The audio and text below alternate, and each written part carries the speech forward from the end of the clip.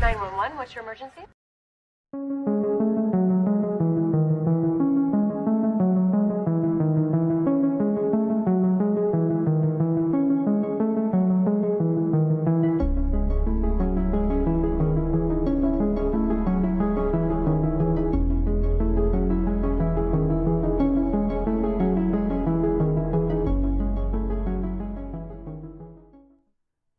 Hola amigos, espero que estén todos súper bien. Yo soy Mika y les doy la bienvenida a este nuevo episodio de Un Rato de Misterio. El episodio del día de hoy es el número 250, así que aprovechando la ocasión, vamos a hacer una emisión especial con actualizaciones de distintos casos que fuimos compartiendo a lo largo de los años. Antes de empezar, los invito a seguir el podcast desde la plataforma que me estén escuchando, ya que eso ayuda un montón a que estos episodios sigan circulando y esta comunidad crezca cada día más. Ahora sí, una vez más y como siempre, los invito si quieren a buscar un té, un café, lo que les guste tomar, y empezamos con el caso.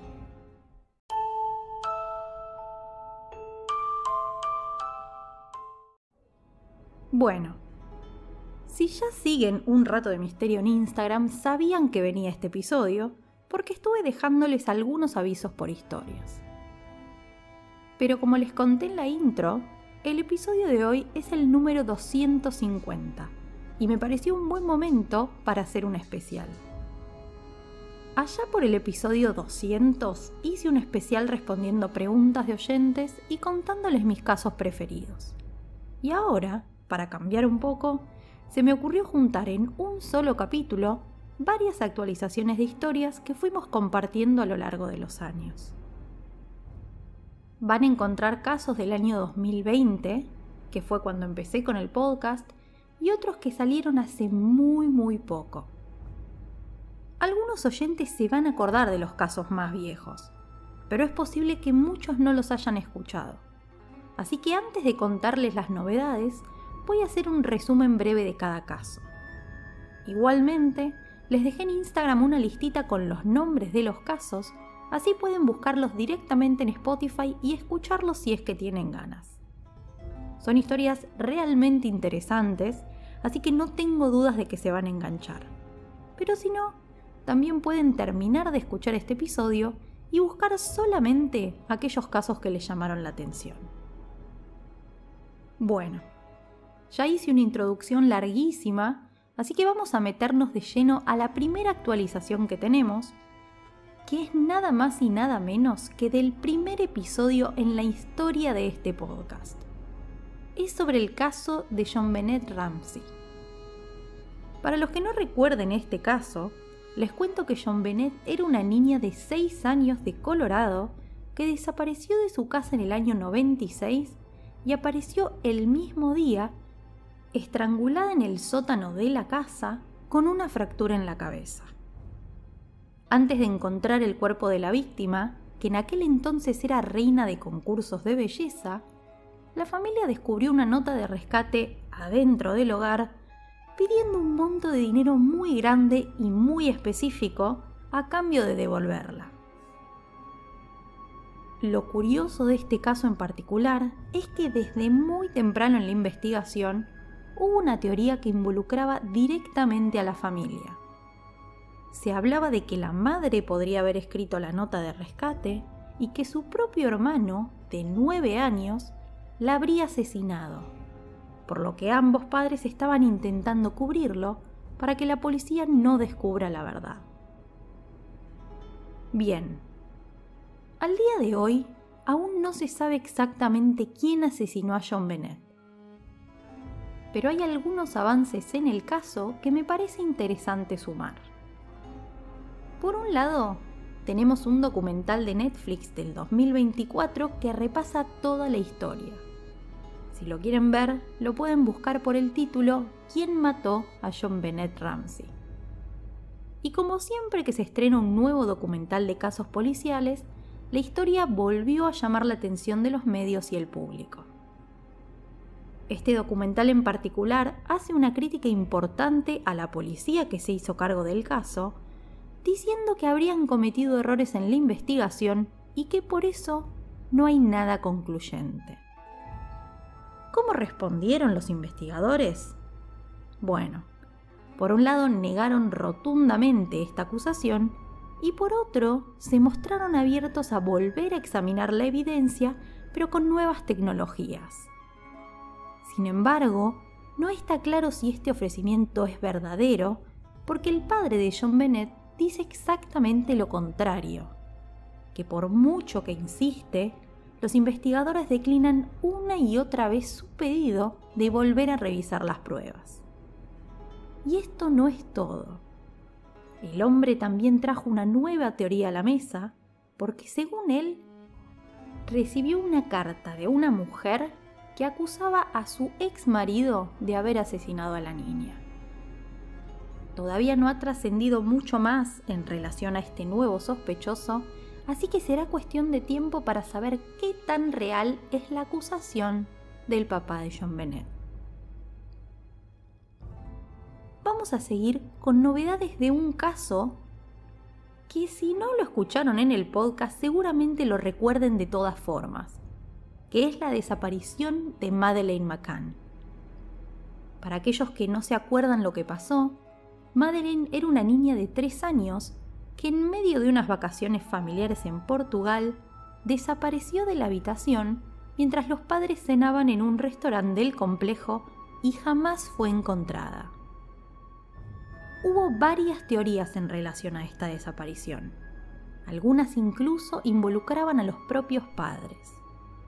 Y de hecho, además del episodio principal de Madeleine que hice allá por 2020, hay 2 extra con novedades que surgieron a lo largo de los años que también les recomiendo escuchar.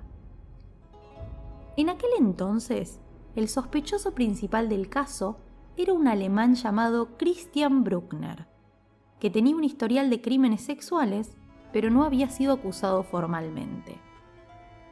Tampoco se pudo determinar qué sucedió con Madeleine o dónde estaba. Y a pesar de que esto último sigue siendo una incógnita, a lo largo de estos años hubo algunos avances. Lamentablemente, y a pesar de una extensa búsqueda y excavaciones recurrentes, aún no se encontraron restos de Madeleine. Pero se cree que la detención de Bruckner podría estar cada vez más cerca. Resulta que en la actualidad el hombre está preso por una violación que cometió en el 2005 y está la posibilidad de que sea liberado el próximo mes, un tiempo antes de lo que debería, porque una mujer anónima pagó su fianza. Justamente por esta posibilidad de que Bruckner sea liberado, es que se volvió a activar con más fuerza la investigación de Madeleine, con la intención de poder resolver de una vez por todas este caso, y si encuentran pruebas que terminen de vincular a Bruckner con la desaparición, imputarlo formalmente. De momento, este caso sigue activo y tengo la sensación de que muy pronto vamos a enterarnos más novedades en relación al mismo. Bien, vamos a la siguiente actualización, que es de un caso australiano, el de los hermanos Beaumont. Esta es una historia realmente desconcertante y también una de las primeras en la historia del podcast. Se trata de 3 hermanos, Jane, Arna y Grant, de 9, 7 y 4 años, que salieron a pasear, desaparecieron luego de visitar una playa cercana a su casa y jamás regresaron. A diferencia de otros casos, hubo algunos avistajes reportados de los Beaumont, con varios testigos coincidiendo que los vieron con un hombre alto y rubio que nunca fue identificado. A lo largo de los años aparecieron algunos sospechosos, entre ellos Harry Phipps, pero no se pudo resolver el caso por falta de pruebas concluyentes. Esto que les digo pasó en 1970 y este mismo año, habiendo pasado más de medio siglo de la desaparición, tenemos algunas actualizaciones. Resulta que a principios de 2025 se hizo una nueva excavación en una fábrica antigua de la zona con el objetivo de encontrar restos de los hermanos. Y si bien encontraron un pozo medio sospechoso, el operativo no arrojó resultados concluyentes ni evidencias vinculadas a los Beaumont. Sin embargo, con los años alguna que otra persona se animó a dar información a las autoridades y según un ex investigador del caso, habría una persona en particular que se acercó a dar testimonio de un supuesto abuso cometido por Harry Phipps y una confesión de que habría enterrado los cuerpos de los niños en una zona en específico. Si bien una prueba de polígrafo respalda a este testigo, la policía aún se encuentra siguiendo esta teoría, así como también otra línea de investigación que apunta a un secuestrador cuya identidad aún no ha sido revelada. Los casos que acabamos de revisar son bastante antiguos en la historia del podcast, pero este que viene es más reciente. Si escuchan un rato de misterio hace algunos años, quizás se acuerden de los episodios del Titán, el submarino que desapareció en junio de 2023. Hay 2 episodios, de hecho, sobre este caso. Uno del momento en que desapareció, resumiendo un poco lo que estaba pasando, y uno de cómo se resolvió. Para los que no recuerdan el caso, el Titán era un submarino de Ocean Gate en el que algunas personas pagaron mucho dinero en una expedición para bajar a ver restos del Titanic. Lo que sucedió en aquel entonces es que el submarino perdió la comunicación con el exterior y desapareció del radar por varios días. Se lanzó un operativo para encontrarlo que trabajaba contrarreloj, porque el oxígeno dentro del sumergible era limitado, y lamentablemente, a los pocos días se encontraron los restos del submarino que indicaron que implosionó y que las 5 personas que estaban adentro habían perdido la vida. Bien, desde ese momento hasta ahora hubo algunas novedades en relación al caso y las más relevantes también pasaron este mismo año. Por un lado, Netflix lanzó el documental Titán, el desastre de Ocean Gate, que explora el caso en profundidad, y por el otro, este mismo mes se publicó el informe final del equipo que estuvo a cargo de la investigación. Este documento determinó que la implosión del Titán se trató de una tragedia que podía prevenirse y fue causada por fallas graves en la ingeniería y procesos de seguridad. Hubo varios factores que contribuyeron a la implosión, entre ellos el diseño y las pruebas inadecuadas, una cultura de trabajo tóxica, fallas en el mantenimiento del submarino y el uso continuado del mismo luego de distintos incidentes.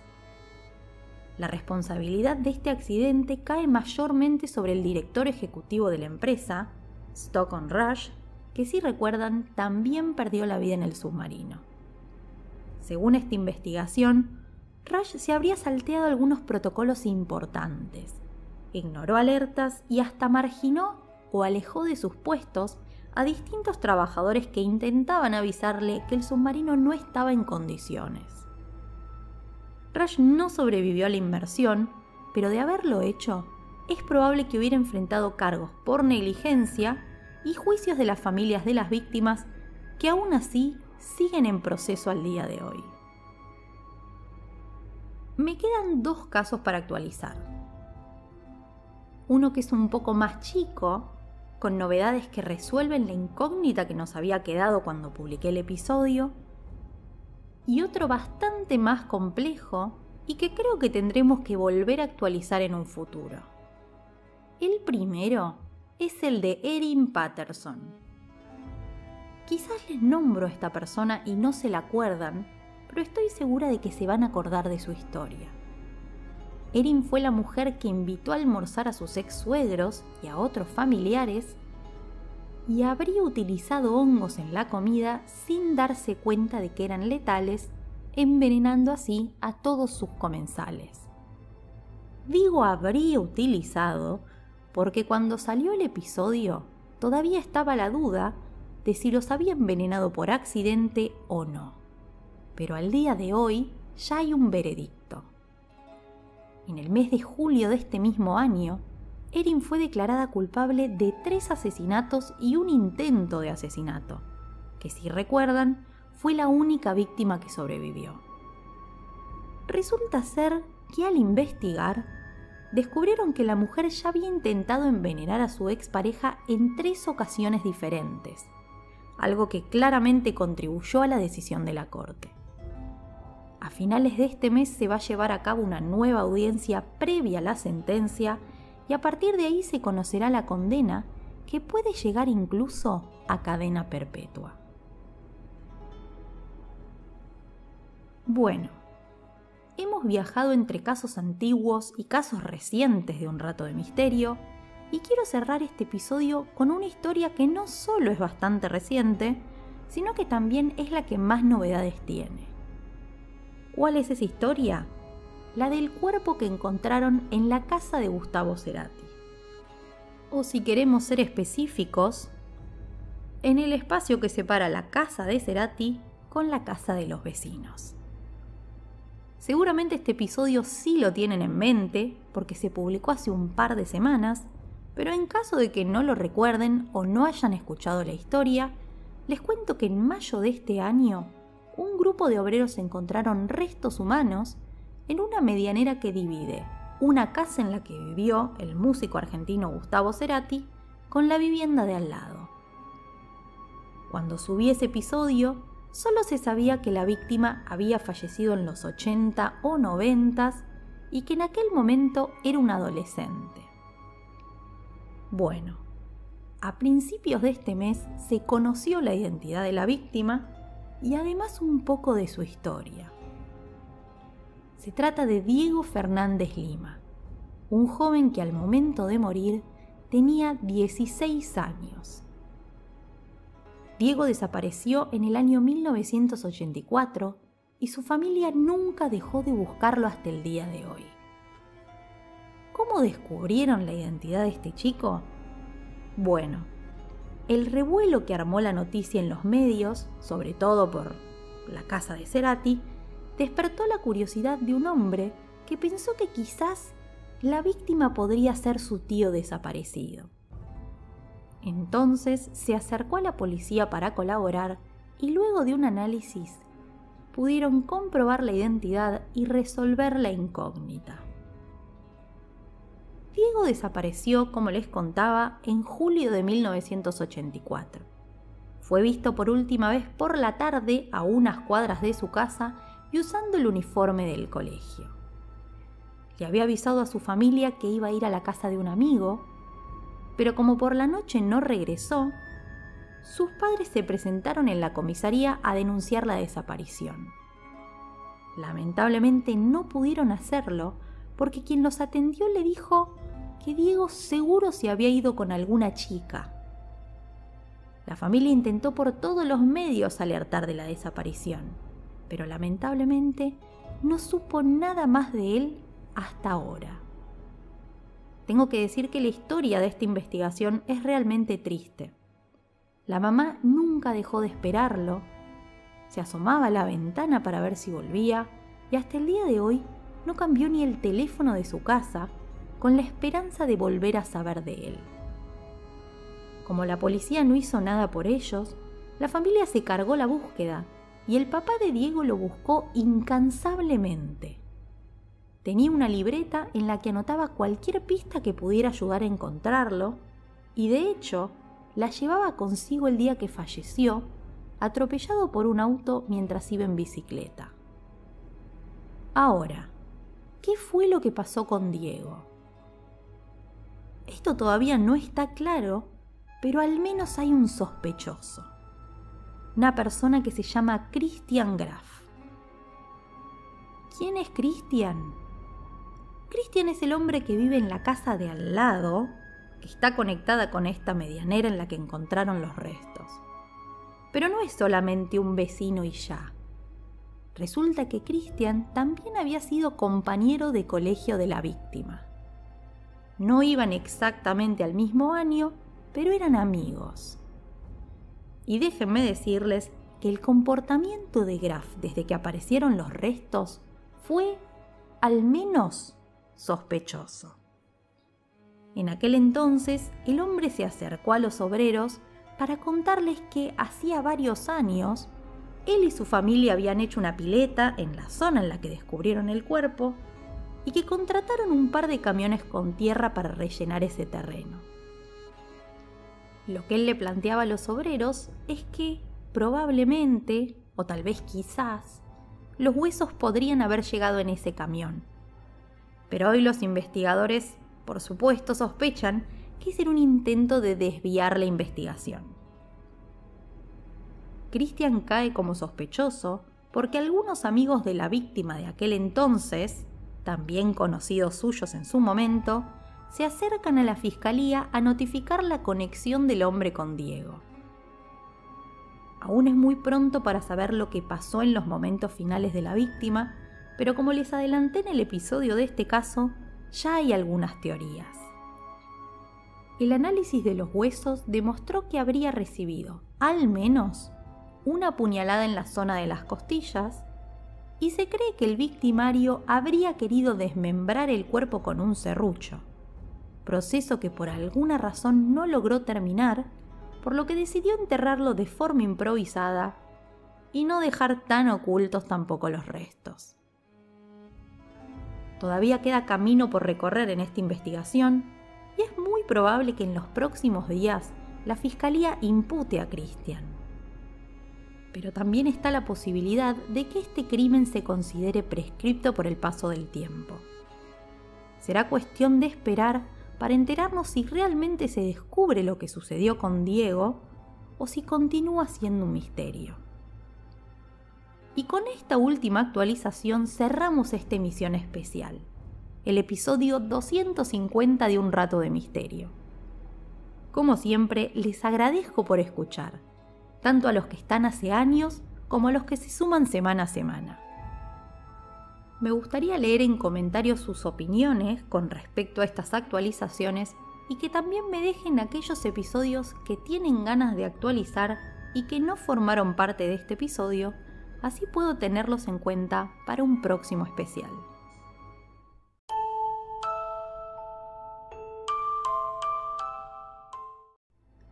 Espero que les haya gustado este nuevo episodio del podcast y les agradezco por haber llegado hasta acá. Si quieren, pueden apoyar esta producción desde cafecito.app/Un Rato de Misterio y también suscribiéndose, dando like o compartiendo su episodio preferido con otras personas. Queridos amigos, eso ha sido todo por hoy. Les mando un beso grande y los despido. Hasta el próximo episodio.